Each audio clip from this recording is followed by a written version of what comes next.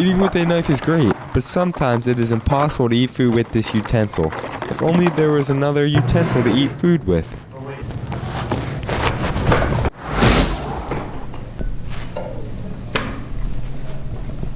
There is a way. First step, place the first chopstick in the valley between your pointer finger and thumb. Balance it on your ring finger. Second step, place the second chopstick in between your pointer finger and thumb along with the first chopstick, but the rest of the chopstick is on your middle finger. Third step, use your thumb, pointer, and middle finger to grasp the second chopstick a bit more tightly. The last step, the chopstick on the bottom remains still while the second one is the one moving. The index and the middle finger do all the work while.